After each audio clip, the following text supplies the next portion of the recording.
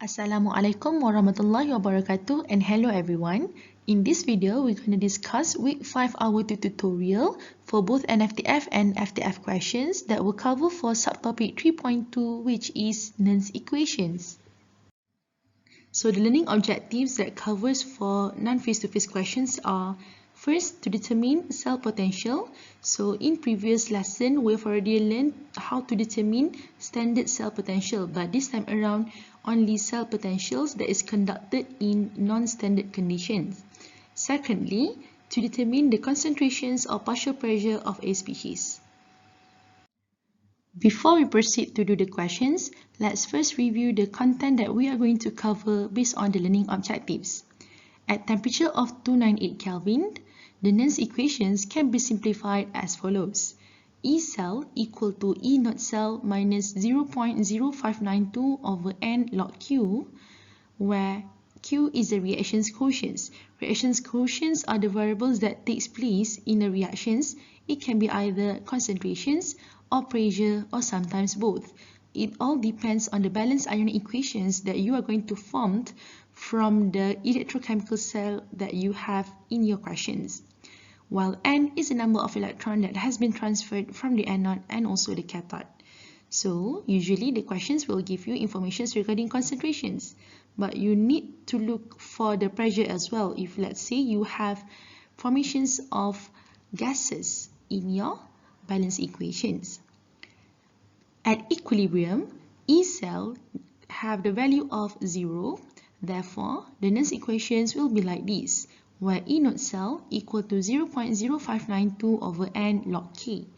K here is the equilibrium constants. It is not equal to Q, where we have concentrations or partial pressure of product over concentrations or partial pressure of reactants. K is just the value on its own. Given in the questions, the standard electrode potential for the following species. Ni2 plus to become Ni with E naught equal to negative 0.250 volt, while Sn2 plus to become Sn with E naught value of negative 0.136 volt. Question 1a asks you to write an equations for spontaneous reaction. So from the question, we know that we are going to form only one equations, and the equations represent spontaneous reactions. So how do we know what kind of equations is this? Spontaneous reactions means the reactions happened where both oxidations and reductions reactions takes place, and they're going to form overall redox reactions. First, we need to identify which of these two species will undergo oxidations at the anode and reductions at the cathode. So based on the value of E naught, we could say that nickel with more negative value will undergo oxidations, while tin with more positive value will undergo reductions. So in order for you to get the balanced redox reactions, we need to transfer all the electrons. So we need to make the number of coefficients for electron tally with one another. Once it is cancelled, then only we can get the overall equations like this. For 1b, the questions ask you to write the cell notations. Cell notations is basically the other way to represent a cell diagram. So they are written from anode to cathode. If we could see here, we have nickel solid and nickel 2 plus at the anode, and also Sn2 plus and Sn at the cathode. So we're going to write it from anode to cathode with the separations using one vertical line, and for these two vertical line, this represent the salt bridge that connected both half cells reactions, and another one is changing from another states from aqueous to become solid. Question 1c wants you to calculate the E naught cell. We've done this quite a few times in previous lesson, where we know that E naught cell is equal to E naught cathode minus E naught anode. In these questions, we have tin as the cathode and nickel as the anode. So simply substitute the E naught value, and lastly you're going to get E naught cell equal to 0.114 volt. Note that we have superscript 0 up here, indicates that the reactions is taking place at standard condition. Recall again, standard conditions is at temperature of 298 Kelvin or 25 degrees Celsius, pressure of 1 atm, and concentrations is 1 molar. It's a bit different for questions 1D. Questions 1D asks you to find E cell without superscript O at 25 degrees Celsius if the concentrations of nickel is 0.01 molar and concentrations of tin at 1.0 molar. Although the temperature is the same as in standard conditions, but please look at the concentrations of nickel that has changed to 0.01 molar. Even only nickel that changes its concentrations, they are no longer considered as standard conditions. Therefore, we need to use Nernst equations that is conducted at 25 degrees Celsius to calculate E cell. So, the Nernst equations will look like this. E cell equal to E naught cell minus 0.0592 over N log Q. So, how do we know what is our Q? By looking at our balance equations. Look for the species that is on the right hand side, which indicates your product, and on the left hand side, which indicates the reactants. So for our case now, we have nickel is located on the right hand side, which is the product, divided by concentrations of tin, which is located on the left hand side, which is the reactants. How do we get this N equal to 2? It is from the number of electrons that has been transferred from the anode to cathode that we have already cancelled out before we got the balance equations. And then we have to substitute the concentrations of both nickel and tin. Lastly, we're going to get E cell equal to positive 0.173 volt. These questions only involved the concentrations of reactants and products. We'll see a lot more that involve the partial pressure of gases. What could be done to obtain a higher E cell value than that of in D? So we need to write the Nernst equations for the following reactions. So our aim is to increase the E cell here, means we need to look at each variable present in these equations. So let's first start with the concentrations of both reactants and product. Since we have log attached to the concentrations, means the value will inverse. If we want to keep the E cell to be higher in value, means we need to increase the concentrations of these reactants. So we need to increase concentrations of SN2+. While for concentrations of Ni2+, we are going to decrease it to increase the value of E cell.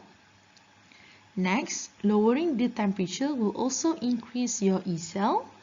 And lastly, increase the value of E naught cell by changing different half cells. Therefore, you will get increase in value of E cell.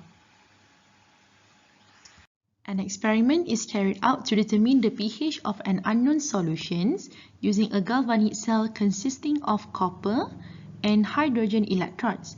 Copper has the E naught value of 0.34 volt, while hydrogen has the value of 0.00 volt. The pressure of hydrogen gas is 1 atm. The copper electrode is immersed in 1 molar of copper 2+ solutions, and the E cell is positive 0.48 volt. So, for questions A, they ask you to write the balance equations for the cell reactions. So, we're going to do exactly the same thing as in previous questions, where we need to first identify who's going to be the anode, which undergo oxidations, and who's going to be the cathode, which undergo reductions. So, based on the E naught values given, we know that copper has more positive value than hydrogen. So therefore, hydrogen will be the anode and undergo oxidations, while copper will undergo reductions. To get the balanced ionic equations, we need to first transfer all the electrons by cancel them out. Lastly, we're going to get the overall equations of H2 and Cu2 plus to give 2H plus and Cu solid. For questions B, they ask you to determine the pH of the unknown solutions, where electric potential of copper is given as positive 0.34 volt. Note here, the question didn't ask for E cell. They asked for pH value. Recall again the lesson that we have learned in chapter 7 last semester, where pH is equal to negative log H plus. So somehow you need to find the concentrations of H plus here. How do we calculate these concentrations of H plus? By using Nernst equations, because in Nernst equations, we got both concentrations of reactants and products. How do we determine who's going to be the product, who's going to be reactant? By looking at the overall equations. So, the one located on the right hand side will become the product, and the one located at the left hand side will become the reactant. So we have solution of H plus and also Cu2 plus, and we also have gases of hydrogen. So we need to include everything here for your reactions quotient parts. In order for you to use the Nernst equations, we got to find the E naught cell first. So E naught cell here is between copper and hydrogens, where copper will become the cathode with positive 0.34 minus with E naught anode of hydrogen, which is 0.00. And lastly, you're going to get E naught cell of positive 0.34 volt. Always do this before you substitute the value into the Nernst equations. Once we have calculated the E naught cell value, then we're going to substitute all the informations according to the equations. So we have E cell equal to E naught cell minus 0.0592 log concentrations of H plus raised to the power of 2, which covers for the product parts, divided by concentrations of Cu2 plus times with the partial pressure of H2, which covers for reactant parts. Note that we have power of 2 here. Where does this power of 2 comes from? From the coefficients of H plus. What about our N? What will our N be? Our N is the number of electrons that we cancel out. Therefore, we're going to have N equal to 2. We want to find the concentrations of H plus, so leave it as it is. Cu2 plus has the concentrations of 1 molar. Also, partial pressure of H2 has value of 180 m. Rearrange the values, and then we're going to get H plus concentrations of 4.28 for 10 to the power of negative 3 molar. Don't forget the units. Are we there yet? No. This is only concentrations of H plus.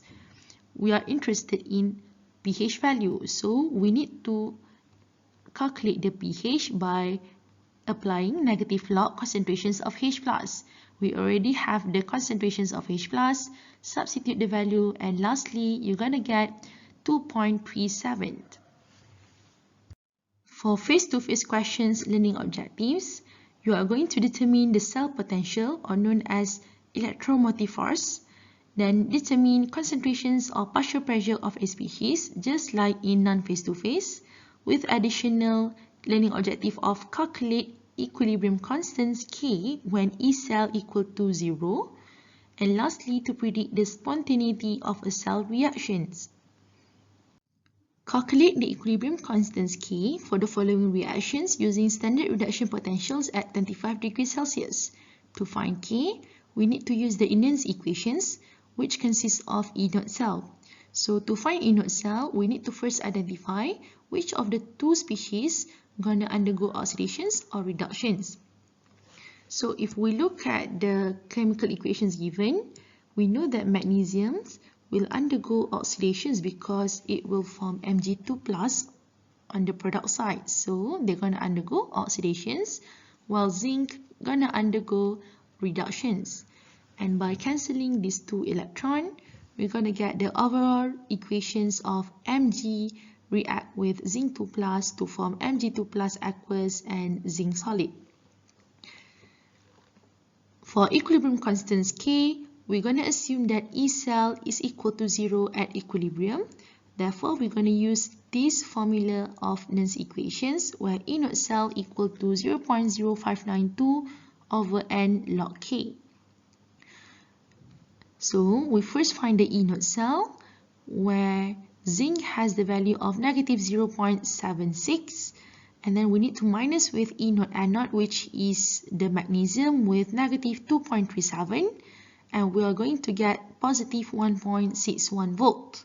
Simply substitute the value into the Nernst equations, and lastly we're going to get K with the value of 2.465 10 to the power of 54.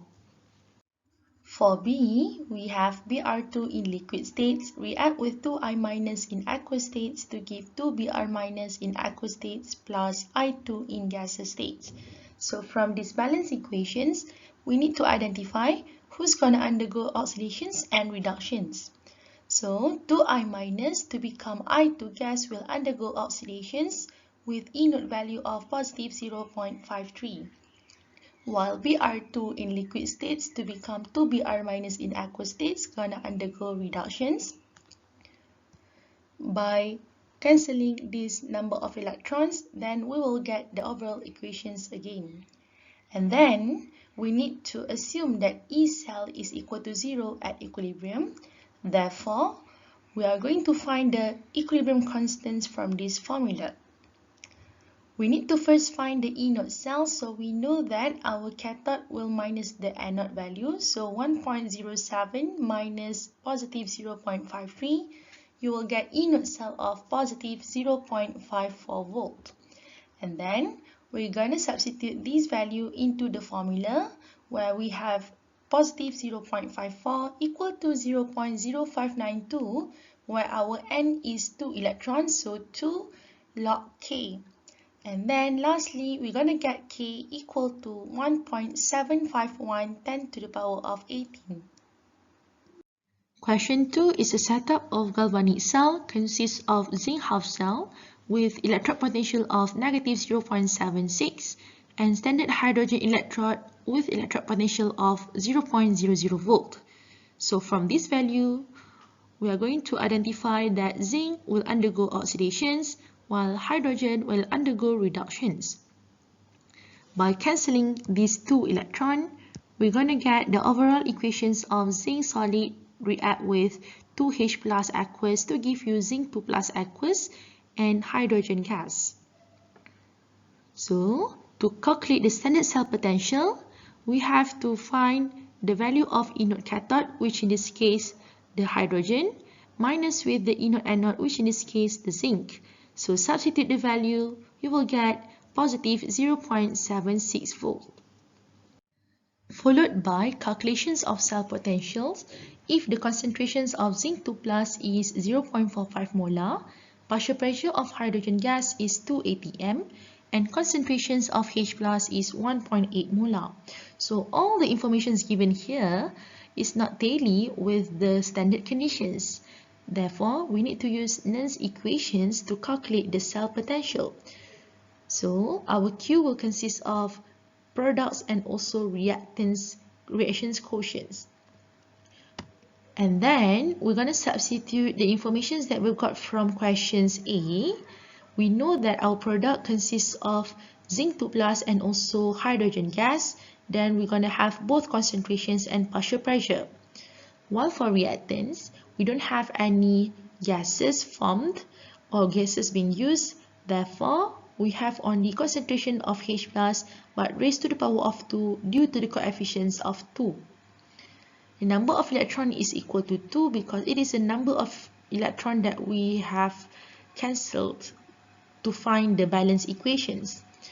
And then, we are going to substitute all the values given. And lastly, our E cell gonna be positive 0.776 volt. Predict if the following reactions occur spontaneously at 25 degrees Celsius, given that concentrations of Fe2 plus is 0.60 molar and concentrations of Cd2 plus is 0.010 molar. So this question basically wants you to calculate the E cell or E node cell. How do we know which of the cell are we going to use? Look at the conditions given. If you're going to find E node cell, make sure all the conditions is about standard conditions where temperature is 25 degrees Celsius, partial pressure is 1 atm, and concentrations of all species are 1 molar. But for these questions, we are given different concentrations apart from 1 molar. Therefore, we're going to find E cell instead. To find E cell, we need to first find the E node cell. E node cell can be calculated from the formula of E node cell equal to E node cathode minus E node anode. Given to you only the balance equations. We need to sort them out into oxidations and reductions reactions. So from these chemical equations, we got to know that CD will undergo oxidations while Fe2 plus will undergo reductions. Even though the value of Fe2 plus to become Fe is more negative, but if we are given balance equations like this, we need to stick to the arrangements given there. So we can simply calculate our E node cell. So our E node cell equal to negative 0.44 minus 0.40. Lastly, we'll get negative 0.04 volt for these reactions. Next, we'll proceed with the Nernst equations. So our Nernst equations are going to comprise of this formula, and our log Q comprises of product of a reactants. Then we simply substitute the informations from the balance equations. Then only we're gonna substitute the value given regarding the concentrations. And lastly, we'll get E cell of positive 0.0126 volt. That's all for tutorial involving subtopic 3.1 and 3.2. We are going to proceed with subtopic 3.3 called electrolytic cell in the next hour. Thank you.